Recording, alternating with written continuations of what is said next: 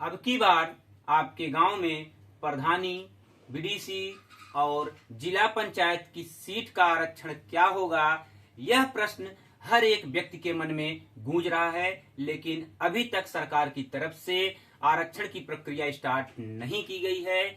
लेकिन मैं आपको डेट वाइज दिखाने की कोशिश कर रहा हूं कि चरण के रूप में हर एक चरण में कौन कौन से जिले को सम्मिलित किया गया है और किस जिले का चुनाव कब कराया जाएगा, अर्थात किस चरण में कराया जाएगा। इसकी जानकारी हम आपको ऑफिशियल वेबसाइट के माध्यम से दिखाने ले चल रहे हैं। तो चलिए सीधा आपको लेकर चलते हैं ऑफिशियल वेबसाइट पर और दिखाते हैं जनपदों का चरणवार चुनाव कैसे संपन्न कराया जाए। उत्तर प्रदेश राज्य निर्वाचन आयोग, जी हाँ, PCF भवन 32 स्टेशन रोड लखनऊ, जिसका दूरभाष क्रमांक भी हम आपको दिखा दे रहे हैं और आप फैक्स भी कर सकते हैं। अगर आप ऑफिशियल वेबसाइट पर विजिट करना चाहते हैं तो http अर्थात www.sec.up.nic.in पर विजिट कर सकते हैं। यदि आप मेल करना चाहते हैं तो आपको मेल आईडी भी हम यहाँ पर दिखा दे रहे हैं। आप ऑफिशियल वेबसाइट विजिट करके वहाँ पर मेल भी कर सकते हैं। हम बात कर रहे हैं राज्य निर्वाचन आयोग उत्तर प्रदेश की वेबसाइट के माध्यम से। जी हाँ, उत्तर प्रदेश की वेबसाइट पर अपडेट आ चुका है। कैसे आपको देखना है इसकी भी जानकारी हम आपको बता दिए हैं। तो चलिए सीधा पहुंचाते हैं आपको राज्य निर्वाचन आयोग उत्तर प्रदेश की वेबसाइट पर। वहीं से आपको जनपदवार निर्धारण कैसे किया गया है, किस चरण में किस जिले का चुनाव होगा, इसकी संपूर्ण जानकारी आपको प्रोवाइड करवा देते हैं। तो चलिए आपको ले चलते हैं सीधा जनपदों का चरणवार निर्धारण दिखाते हैं।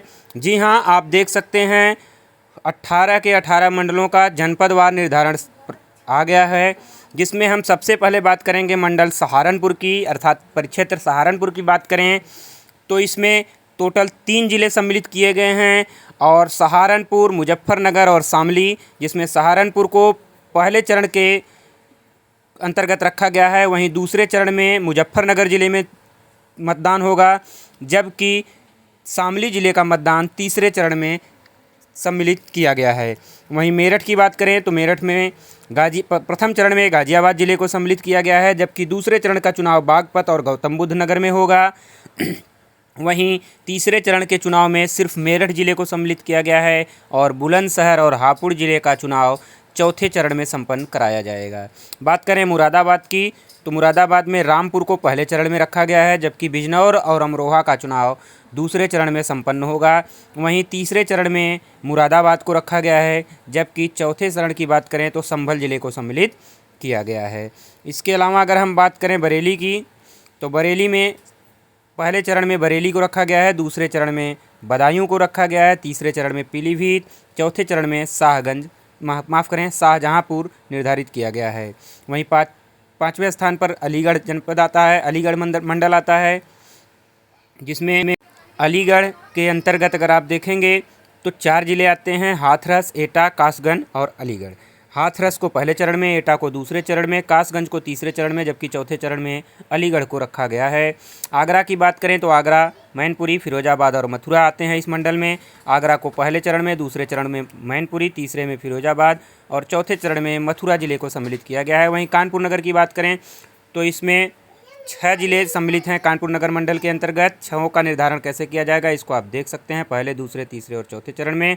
वहीं बात करें झांसी की तो झांसी में 3 जिले आते हैं, झांसी, ललितपुर और जालौन, पहले, दूसरे और तीसरे चरण में। तीसरे चरण में जालौन, दूसरे चरण में ललितपुर और पहले चरण में झांसी को सम्मिलित किया गया है। इसी प्रकार आप देख सकते हैं चित्रकूट में 4 जिले को सम्मिलित किया गया है चित्रकूट मंडल के अंतर्गत, महोबा, चित्रकूट, हमीरपुर और बांदा। इसके अलावा प्रयागराज की बात करें तो प्रयागराज में भी 4 जिले सम्मिलित हैं, प्रयागराज पहले चरण में, प्रतापगढ़ दूसरे चरण में, फतेहपुर तीसरे चरण में और कौशाम्बी चौथे चरण में चुनाव कराया जाएगा। वहीं लखनऊ की बात करें तो लखनऊ में कुल 6 जिले सम्मिलित किए गए हैं, रायबरेली, लखनऊ, हरदोई, लखीमपुर खीरी, उन्नाव और सीतापुर, जिसमें पहले चरण में रायबरेली और हरदोई को सम्मिलित किया गया है। दूसरे चरण का चुनाव लखीमपुर खीरी जिले में और लखनऊ जिले में संपन्न कराया जाएगा, जबकि उन्नाव को तीसरे चरण में संपन्न कराया जाएगा। वहीं सीतापुर जिले का चुनाव चौथे चरण में होगा। इसी प्रकार अयोध्या में 5 जनपद हैं, अयोध्या, सुल्तानपुर, अमेठी, बाराबंकी और अम्बेडकर नगर, जिसमें अयोध्या को पहले चरण में, सुल्तानपुर दूसरे चरण में, अमेठी और बाराबंकी तीसरे चरण में, जबकि चौथे चरण का चुनाव अम्बेडकर नगर जिले में चौथे चरण में कराया जाएगा। देवीपाटन मंडल की बात करें तो श्रावस्ती, गोंडा, बलरामपुर और बहराइच 4 जिले हैं। पहले, दूसरे, तीसरे और चौथे चरण में चुनाव संपन्न कराया जाएगा एक एक जिले में। बस्ती की बात करें तो संत कबीर नगर और सिद्धार्थनगर और बस्ती 3 जिले आते हैं। संत कबीर नगर जिले में पहले चरण में चुनाव होगा, जबकि दूसरे चरण में कोई भी जिला सम्मिलित नहीं है। तीसरे चरण में सिद्धार्थनगर और बस्ती को चौथे चरण में संपन्न कराया जाएगा।